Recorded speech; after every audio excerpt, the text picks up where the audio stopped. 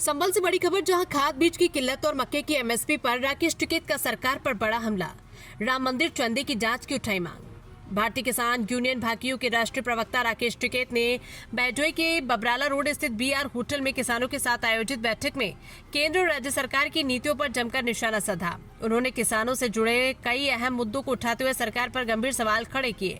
बैठक के दौरान टिकैत ने कहा कि सरकार ने मक्के पर न्यूनतम समर्थन मूल्य एमएसपी की घोषणा तो की है, लेकिन अतिरिक्त स्तर पर किसानों का मक्का एमएसपी पर नहीं खरीदा जा रहा।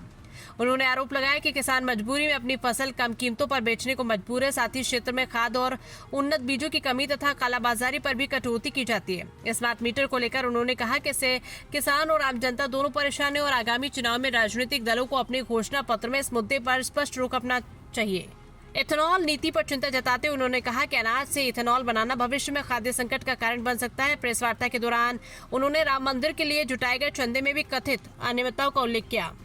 संभल से सारिक अली की रिपोर्ट। जैसा कि अमेरिका से कृषि उत्पादों को लेकर के जो डील चल रही है, इस पर आप कितने सहमत हैं और क्या ये सही है? देखो, हम पूरा विरोध कर रहे हैं। हमने ज्ञापन भी दिए, हमने प्रेस कॉन्फ्रेंस भी करी और हमारा पिछला 6 महीने से इस डील के खिलाफ पंचायतें हुई। और जैसे उनका डेलीगेशन यहाँ पे आया, तो अगर भारत सरकार पे प्रेशर ना होता तो भारत सरकार डील बिल्कुल कर दी। वो डील टूटी और उसे कहा कि आगे बातचीत करेंगे। तो ये देश के किसान संगठनों का ही प्रेशर था कि जो वहां से डील नहीं हुई।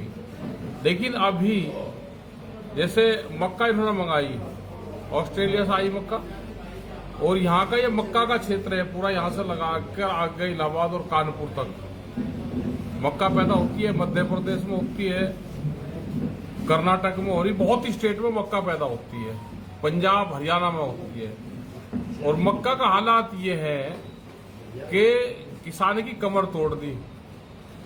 मक्का अगर गिल्ली मक्का जाए तो 1100-1200 रुपया, और अगर सुखा के प्रेस करके लेकर जाए तो 1600 और 1700 रुपये से ज्यादा उसका रेट नहीं मिल रहा।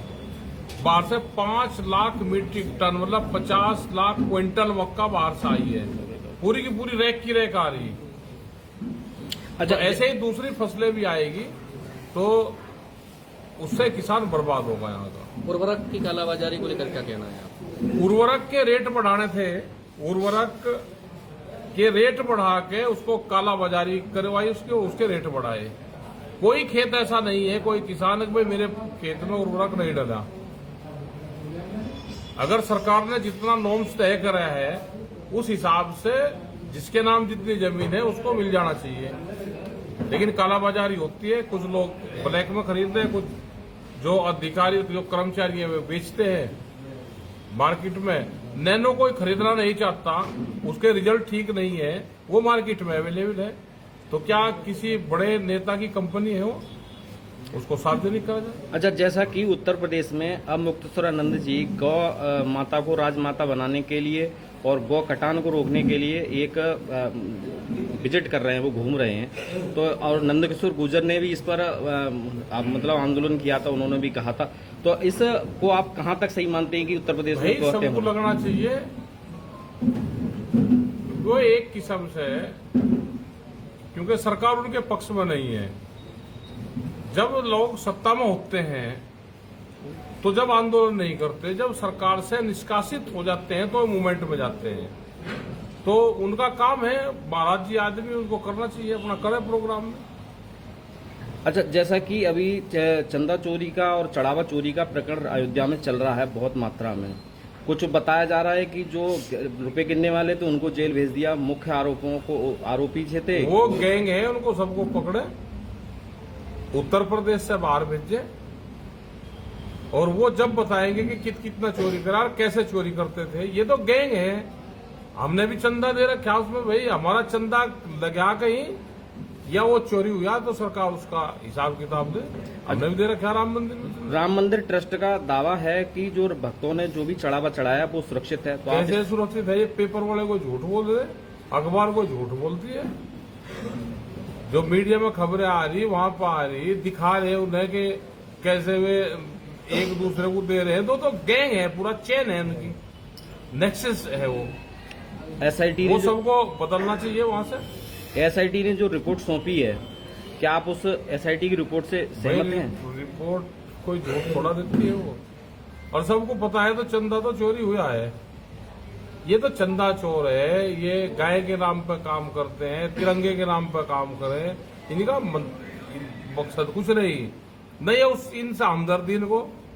गाय जो गौशाला है वो जेल है एक किस्म से, वो वहां पे भी मरती है भूख से। 50-100 रुपया एक दिन में कौन सा पशु रह जाएगा? अच्छा, कुछ उसमें ऐसे लोग हैं कि जो सेंट्रल गवर्नमेंट के लोग उसमें हैं, उसमें ज्ञानेश कुमार जी जो चुनाव आयुक्त हैं वो भी उसमें सदस्य रहे हैं, और कुछ स्टेट गवर्नमेंट के भी हैं। सदस्यता अलग होती है कि उसको मेंबर बना दिया, वो कोई चंदा गिनती पे थोड़ा करवाएगा। जो गड़बड़ करते हैं वहाँ पे जो गिनती करने वाले लोग हैं वे गड़बड़ करी उन्होंने। अच्छा, आरोप तो गोपाल राय, अनिल मिश्रा और चंपत राय जी पर लग रहा है, लेकिन उनमें से कोई चंपत राय चंपत हो गया लेके चंदा, जिसका नाम ही चंपत राय है, तो राय तो बड़ा खिताब मिलता था अंग्रेजी टाइम पे, तो राय चंपत राय भाई चंपत हो गया लेकर पे चंदा, वो का गैंग है सबका। आपको कहीं दिखाई नहीं दे रहे तीनों, गोपाल राय, अनिल मिश्रा, तो इस पर आप क्या कहेंगे? सरकार ढूंढेगी ना, अब अपना जनता हिसाब ले चंदे का। वहां पे क्या करना चाहिए, पैसे ना दे के वहां पे सीमेंट दे, लकड़ी दे, स्टील दे, क्या चीज वहां पे चाहिए वो दे। कोई आदमी कहे कि भाई मैं 10 दिन की मजदूरी दूंगा, तो 10 दिन की मजदूरी के वो दे दे मजदूर उनको काम करने के लिए। ये तो चंदा तो सारा चढ़ावा चढ़ रहा। साउथ के लोग थे, हम भी वहां पे गए तो 50-50 हजार की गड्डी ऐसे डालते थे गुल्लक में, तो सब चोरी होगी। महिलाएं अपने गहने डालती थी उसमें। इनकी जांच होनी चाहिए भाई। किसानों के बड़े मुद्दे ऐसे कौन से हैं जिस पर आगे आप और ज्यादा मुखर होंगे, जिससे किसान परेशान है? एक देखो, किसान तो बिजली का एक बड़ा इशू है, ये बिजली के जो स्मार्ट मीटर लग रहे हैं ये इशू है। अब इलेक्शन आ गया, हर पार्टी अपने घोषणा पत्र में स्मार्ट मीटर का जिक्र करे कि हम लगाएंगे या नहीं लगाएंगे। ये जनता की डिमांड है, खाली किसान की भी नहीं, आम जनता की डिमांड है। और जिसकी सरकार आ जाएगी फिर उसको काम करे, या तो ये कहे हम लगाएंगे। और अगर भाई घोषणा पत्र में स्मार्ट मीटर का जिक्र नहीं होगा, जिसकी सरकार बढ़ेगी स्मार्ट मीटर लगेगा नहीं। हम घोषणा पत्र के आधार पर चलेंगे। अंतर्राष्ट्रीय बाजार में तेल की कीमतें गिरी हैं, लेकिन देश में नहीं गिर रही हैं, इसके पीछे कुछ? इसके पीछे तो ये है कि इनकी कीमतें बढ़ानी है, पेट्रोल और डीजल की, और कीमतें बढ़ाएंगे। वो थोड़ा सा बताते रहेंगे कि जी दिक्कत है बाहर, तो फिर बढ़ जाएगी कीमतें। दिक्कत है जी बाहर, फिर कीमतें बढ़ जाएगी, तो ये करेंगे। एथेनॉल की मात्रा भी अब पेट्रोल में बढ़ा दी गई है, जबकि इंजन उस तरह के नहीं है, उसमें नुकसान हो रहा है। एथेनॉल अनाज से नहीं बढ़ना चाहिए, उसमें बहुत खर्च आता है। अनाज से बढ़ाने में बहुत बड़ा खर्च आता है। गन्ने से तो ठीक है, लेकिन हम डायरेक्ट अनाज से अगर बनाएंगे उसको, तो अनाज कितना पैदा अनाज खाने के लिए होता है। मक्का की एमएसपी इन्होंने घोषणा की, क्या आपकी नजर में खरीदी जा रही है? नहीं खरीदी जा रही, नहीं खरीदी।